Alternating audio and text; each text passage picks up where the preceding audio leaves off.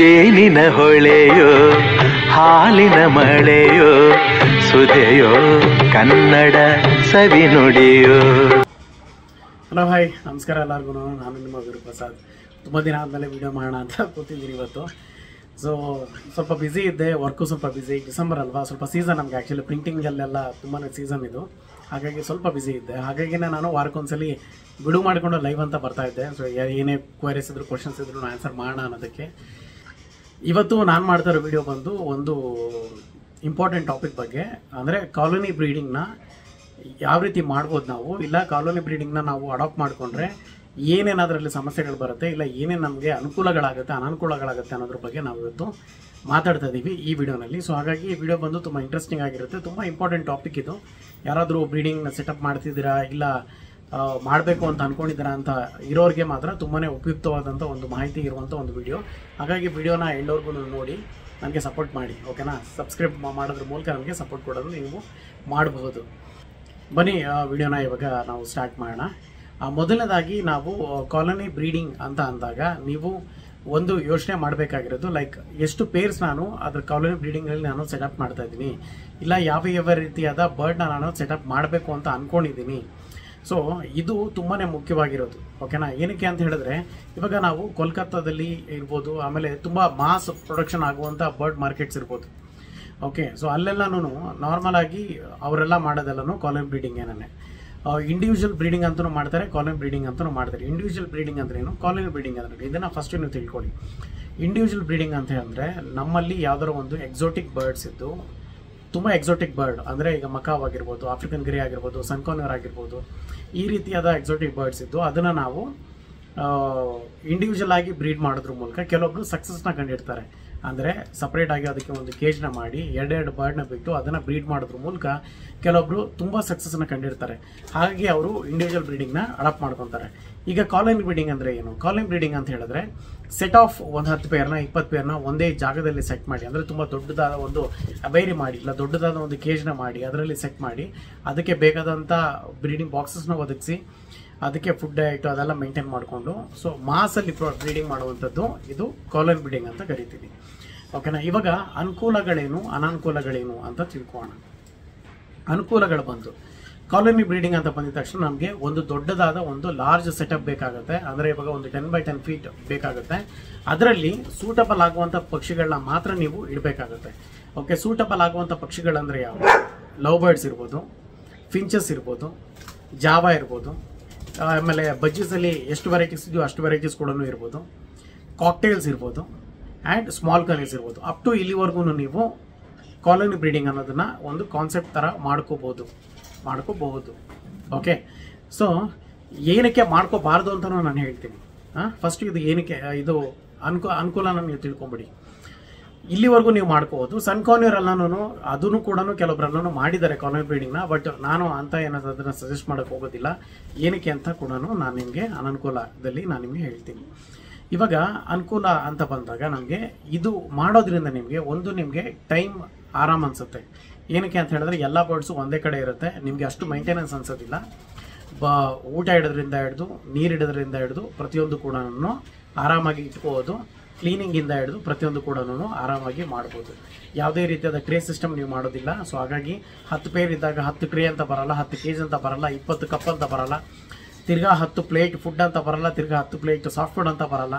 So ಹೀಗಿದ್ದಾಗ ನೀವು ಇದರ ಮೂಲಕ ನೀವು ಒಂದು ಟೈಮ್ನ ಕನ್ಸ್ಯೂಮ್ ಮಾಡ್ಬೋದು. ಆದರೆ ನೀವು ತುಂಬ ಹುಷಾರಾಗಿ ಜಾಗೃತಿಯಿಂದ ಮಾಡಬೇಕಾಗತ್ತೆ. ಏನಕ್ಕೆ ಅಂತ ಹೇಳಿದ್ರೆ, ತುಂಬ ಹುಷಾರಾಗಿ ಏನಕ್ಕೆ ಇರಬೇಕು ಅಂತ ಹೇಳಿದ್ರೆ, ಈಗ ಅನಾನುಕೂಲದ ಬಗ್ಗೆ ನಾನು ಮಾತಾಡ್ತೀನಿ, ಓಕೆನಾ. ಯಾವುದಕ್ಕಾದ್ರೂ ಒಂದಕ್ಕೆ ಡಿಸೀಸ್ ಸ್ಪ್ರೆಡ್ ಆಯಿತು ಅಂತಂದರೆ ನೀವು ತುಂಬ ಮಾನಿಟರ್ ಮಾಡೋ ಒಂದು ಕೆಪಾಸಿಟಿನಲ್ಲಿ ನೀವು ಇರಬೇಕು. ಇಲ್ಲ ಅಂತ ಹೇಳಿದ್ರೆ ನೀವು ಫುಲ್ ಟೈಮ್ ಅದಕ್ಕೆ ಅಂತಲೇ ಕೂತಿರಬೇಕು. ಆಗ ಯಾವ್ದಾರು ಒಂದೇನ ಇಲ್ನೆಸ್ ಆಯಿತು ಅಂತ ಹೇಳಿದಾಗ ಇಮಿಡಿಯೇಟಾಗಿ ಅದನ್ನು ತೆಗೆದು ಐಸೋಲೇಷನಲ್ಲಿ ಇಟ್ಟು ಅದನ್ನು ಟ್ರೀಟ್ ಮಾಡಿ ಅದನ್ನು ರೆಡಿ ಮಾಡಿ ತಿರ್ಗಿ ವಾಪಸ್ ಬಿಡುವಂಥ ಕೆಪಾಸಿಟಿ ನಿಮಗೆ ಇರಬೇಕು, ಓಕೆ. ಸೊ ಒಂದಕ್ಕೆ ಇಲ್ನೆಸ್ ಆಯಿತು, ನೀವು ಅದನ್ನು ನೋಡ್ಕೊಂಡಿಲ್ಲ ಅಂತಂದರೆ ಅದು ಎಲ್ಲದಕ್ಕೂ ಈಸಿಯಾಗಿ ಸ್ಪ್ರೆಡ್ ಆಗಿಬಿಡುತ್ತೆ. ಬರ್ಡ್ಸಲ್ಲಿ ಈಸಿಯಾಗಿ ಸ್ಪ್ರೆಡ್ ಆದಾಗ ಅದು ಎಲ್ಲ ಬರ್ಡ್ಸು ಇಲ್ನೆಸ್ ಆದಾಗ ನಿಮಗೆ ನೋಡ್ಕೊಳ್ಳೋದಾಗಲಿ ಮೇಂಟೈನ್ ಮಾಡೋದಾಗಲಿ ತುಂಬಾ ಕಷ್ಟ ಆಗುತ್ತೆ.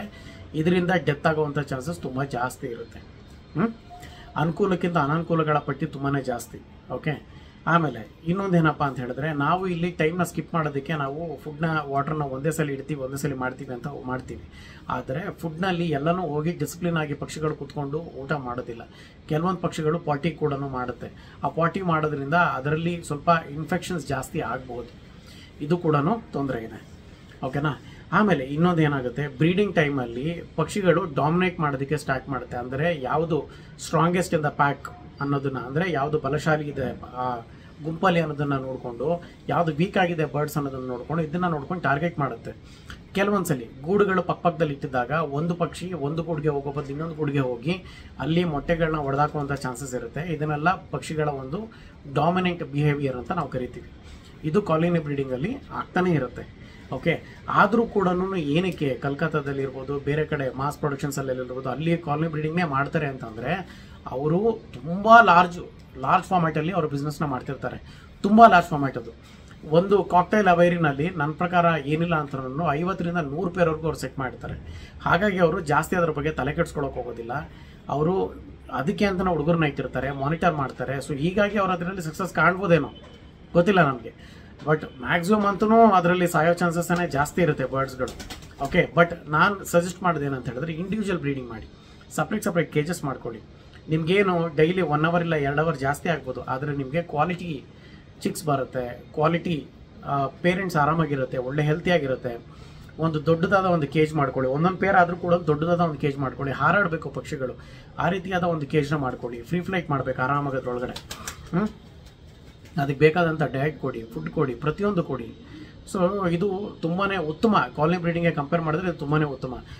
ಈಗ ಕಾಲೋನಿ ಬ್ರೀಡಿಂಗ್ ಅಲ್ಲದೆ ನೀವೇನಾದರೂ ನಾರ್ಮಲ್ ಆಗಿ ನಾನು ಪಕ್ಷಿಗಳನ್ನ ಸಾಕಬೇಕು, ಒಂದು ದೊಡ್ಡದಾದ ಒಂದು ಕೇಜ್ ಮಾಡಿಕೊಂಡು ಅದರಲ್ಲಿ ಒಂದು 10 ಪೇರ್ನ ನಾನು ಸೆಟ್ ಮಾಡಬೇಕು. ಸುಮ್ಮನೆ ಮನೆಯಲ್ಲಿ ನೋಡೋದಕ್ಕೆ ಚೆನ್ನಾಗಿರಬೇಕು, ಅದಕ್ಕೊಂದು ನೇಚರ್ ಫೀಲ್ ಕೊಡುವಂಥದ್ದು ಒಂದು ವಾತಾವರಣ ಕೊಡಬೇಕು ಅನ್ನೋದಾದರೆ ಏನೂ ತೊಂದರೆ ಇಲ್ಲ. ಆರಾಮಾಗಿ ನೀವು ಒಂದು ದೊಡ್ಡದು ಒಂದು 10x10 ರೂಮ್ನಲ್ಲಿ ಇಲ್ಲ 10x10 ಒಂದು ಕೇಜ್ ಮಾಡಿಕೊಂಡು ಅದರೊಳಗಡೆ ನೀವು ಒಂದು 10 ಪೇರೋ 20 ಪೇರೋ ಬಿಟ್ಕೊಂಡು ಒಳಗಡೆ ಟ್ರೀಸ್ ಎಲ್ಲ ಇಟ್ಕೊಂಡು ನೀವು ಇದನ್ನು ಮಾಡ್ಬೋದು. ಓಕೆನಾ.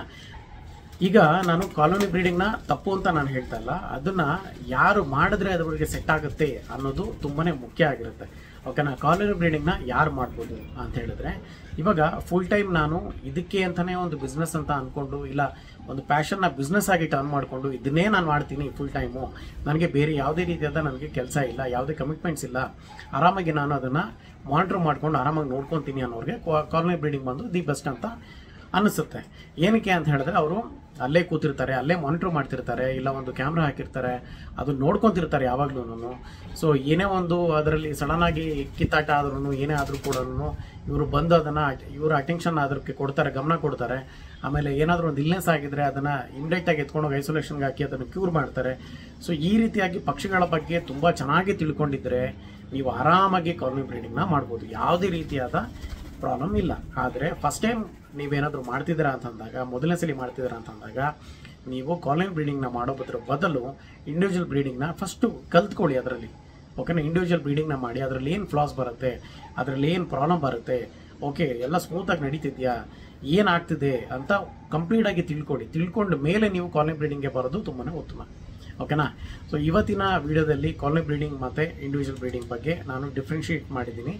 ಉಪಯೋಗಗಳು ಜೊತೆಯಲ್ಲಿ ಅದರಿಂದ ಆಗುವಂಥ ಪ್ರಾಬ್ಲಮ್ಗಳನ್ನ ಕೂಡ ನಾನು ಪಟ್ಟಿ ಮಾಡಿ ನಿಮಗೆ ತಿಳಿಸಿದ್ದೀನಿ, ಸರಿನಾ. ಹಾಗಾಗಿ ಈ ವಿಡಿಯೋ ಬಂದು ಒಂದು ತುಂಬ ಇನ್ಫಾರ್ಮೇಟಿವ್ ಆಗಿರುವಂಥ ವಿಡಿಯೋ ಇದು. ಸೊ ಹಾಗಾಗಿ ನೀವು ಈ ವಿಡಿಯೋನ ನೋಡಿದ್ಮೇಲೆ ನಿಮ್ಗೆ ಏನಾದರೂ ಇಷ್ಟ ಆಯಿತು ಅಂತ ಹೇಳಿದ್ರೆ ನಮ್ಮ ಚಾನಲ್ಗೆ ಸಬ್ಸ್ಕ್ರೈಬ್ ಮಾಡಿ, ಈ ವಿಡಿಯೋಗೆ ಲೈಕ್ ಮಾಡಿ, ಆದಷ್ಟು ಶೇರ್ ಮಾಡಿ ವಿಡಿಯೋನ. ಸೊ ಶೇರ್ ಮಾಡೋದ್ರ ಮೂಲಕ ನಮಗೂ ಒಂದು ಸಪೋರ್ಟ್ ದೊರೆತಂಗೆ ಆಗುತ್ತೆ. ಹೊಸ ಸಬ್ಸ್ಕ್ರೈಬರ್ಸ್ ಅಂದರೆ ನಮ್ಮ ಸ್ನೇಹಿತರು ಜಾಸ್ತಿ ಆಗ್ತಾರೆ ನಮಗೂ ಕೂಡ. ಜೊತೆಯಲ್ಲಿ ಅವ್ರಿಗೇನಾದರೂ ಒಂದು ಇನ್ಫಾರ್ಮೇಷನ್ ಬೇಕಿತ್ತು ಅಂತ ಹೇಳಿದ್ರೆ ಈ ವಿಡಿಯೋ ಮೂಲಕ ನೀವು ಕಂಪ್ಲೀಟ್ ಆಗಿ ಇನ್ಫಾರ್ಮೇಷನ್ ಕೂಡ ನೀವು ಕೊಡ್ಬೋದು. ಆಮೇಲೆ ನಾನು ರಿಕ್ವೆಸ್ಟ್ ಮಾಡ್ಕೊಳ್ಳೋದು ಒಂದೇನೇ, ನಿಮ್ಗೆ ಏನಾದರೂ ಒಂದು ಹೊಸ ಟಾಪಿಕ್ ಬಗ್ಗೆ ಇನ್ಫಾರ್ಮೇಷನ್ ಬೇಕು ಅಂತ ಹೇಳಿದ್ರೆ ದಯವಿಟ್ಟು ನೀವು ಈ ವಿಡಿಯೋದಲ್ಲಿ ಕಮೆಂಟ್ ಮೂಲಕ ನನಗೆ ತಿಳಿಸಿ. ಓಕೆ. ಕಮೆಂಟ್ ಮೂಲಕ ತಿಳಿಸೋದ್ರಿಂದ ನಾನು ಕಮೆಂಟ್ನ ಓದ್ತೀನಿ, ಜೊತೆಲಿ ನಾನು ಆ ಕಂಟೆಂಟ್ಗೋಸ್ಕರ ಒಂದು ವಿಡಿಯೋನ ಮಾಡಿ ನಿಮ್ಮ ಮುಂದೆ ಪ್ರಸ್ತುತಪಡಿಸ್ತೀನಿ, ಸರಿನಾ. ಧನ್ಯವಾದಗಳು ಸ್ನೇಹಿತರೆ. ನಾನು ನಿಮ್ಮ ವೀರಪ್ರಸಾದ್. ಶುಭ ದಿನ ಎಲ್ಲರಿಗೂ. ಧನ್ಯವಾದಗಳು. Thank you.